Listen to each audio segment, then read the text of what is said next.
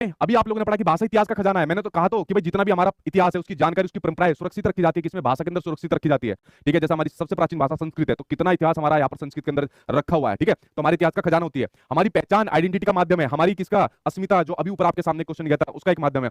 भाषा जो होती है समस्या समाधान में सहायक होती है। अब आपके सामने समस्या क्या है कि सर जो लैंग्वेज आती है ना, भाषा आती है, वो थोड़ी कठिन आती है, उसके कंसेप्ट तो समझ नहीं आते, तो भाई उस भाषा के समाधान में कौन हेल्प करेगी आपको? भाषा ही हेल्प करेगी। इस भाषा को सीखने के लिए आपको इस भाषा की जरूरत पड़ेगी, लिखने वाली भाषा की जरूरत पड़ेगी। तो किसी भी समस्या के समाधान के लिए आपको भाषा की जरूरत पड़ती ही पड़ती है। आप लोग और हम लोग अपने जो खुद के अभिव्यक्ति होते हैं, विचार होते हैं, उसको एक्सप्रेस करने का साधन होती है।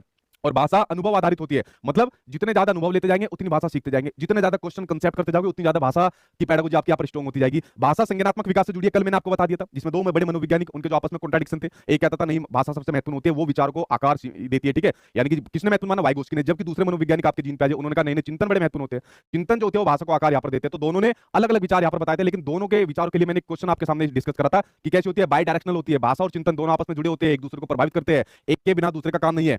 भाषा में अर्थव्यवस्था होती है। भाई क्या होती है भाषा में? अर्थव्यवस्था। सिमेंटिक्स यहाँ पर होता है, अभी मैं आपको बताऊंगा। जो आपके एग्जाम में सिंटैक्स, सिमेंटिक्स, मोर्फोलॉजी और ये फोनीम और प्रैग्मेटिक्स ये पूछे जाते हैं ना, अभी मैं एक एक करके सभी आपके सामने यहाँ पर सोल्व करूंगा। ठीक है, इसलिए मैंने प्रैग्मेटिक्स और सिंटैक्स और फोनोलॉजी इनको भी छोड़ रहा हूं, इनको आगे स्लाइड आएगी, आगे क्वेश्चन आएगा, तब आपको डिस्कस करूंगा क्या होते हैं।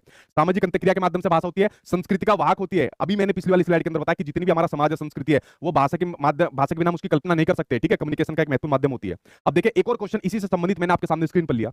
अब इसका आंसर आप लोगों को देना है, और ध्यान रखना जितनी भी भाषा की विशेषता होनी चाहिए वो यहाँ पर सारी लगभग महत्वपूर्ण विशेषताएं आ गई है। इसका आंसर गलत मत दे देना कोई भी। ठीक है, चल भाई सोनू पोल दे दे इनको।